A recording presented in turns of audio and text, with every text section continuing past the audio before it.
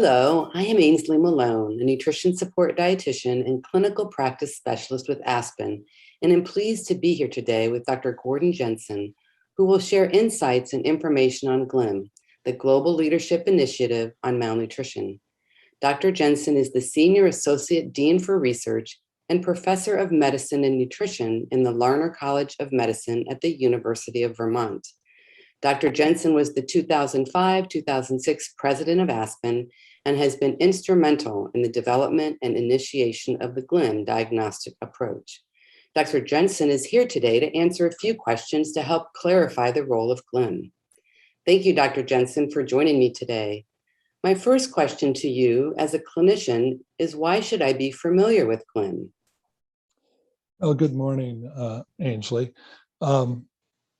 I welcome the opportunity to share some observations about GLIM, the Global Leadership Initiative in Malnutrition. And clinicians should be familiar with this initiative because it is a global consensus initiative of leading clinical nutrition societies, including Aspen, ESPN, Philampe, and PENSA, as well as other nutrition societies. And it is based upon core consensus criteria for the diagnosis of malnutrition that are common to all the leading approaches to malnutrition diagnosis, including subjective global assessment, known as SGA, and the Academy Aspen approach. The criteria, the common core criteria, that is, are 5 in number. There are 3 phenotypic criteria: weight loss, low body mass index, and reduced muscle mass, and 2 etiologic criteria: reduced food intake or assimilation, and disease burden or inflammatory condition. To make a preliminary diagnosis of malnutrition requires that you identify 1 phenotypic criteria and 1 etiologic criteria. But you begin with using a validated screening method of your personal preference, and proceed with assessment following screening as indicated by preference and resources using GLIM or SGA or Academy Aspen, again, driven by your available resources and personal or regional preference. So it's important for clinicians to be familiar with what is happening with GLIM, because it's driving a key construct around developing a set of core criteria or a minimum data set that we can all work with to diagnose malnutrition.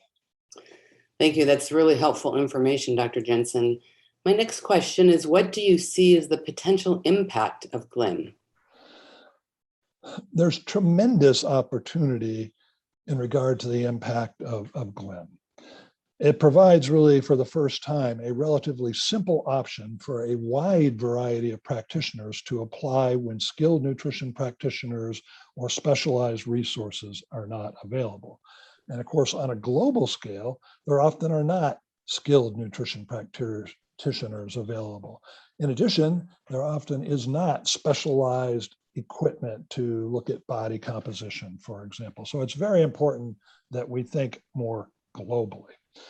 It's also of importance that the GLIM approach can be readily applied to overweight or obese individuals that are malnourished. And of course, today, it is very common in the hospital and other settings to encounter very large individuals who are in fact severely undernourished. And a number of the more historic approaches to malnutrition assessment and diagnosis do not take that into consideration.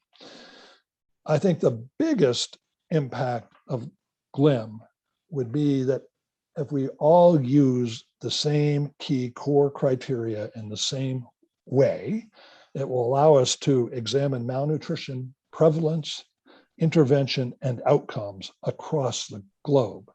It will also allow us to do meaningful validation testing on the kind of scale that is necessary to have helpful results. So there's tremendous opportunities here, and the idea that we could have a minimum data set of core criteria that we can use would be a tremendous advance going forward. I 100% agree with you, Dr. Jensen, and just, the impact of all of these efforts can really improve the nutritional care that we provide our patients. Thank you. And then my last question is, what can I, as a practitioner, do to help and advance GLIM? Yeah, this is an important question because we really need everyone's help. Help us to disseminate the word that GLIM is not intended to replace comprehensive assessments like SGA or the Academy Aspen approaches. There's been a lot of confusion about that. Was never the intention, and it is not going forward. Use the GLIM criteria as standalone when necessary, or as part of more comprehensive assessments like SGA and Academy Aspen.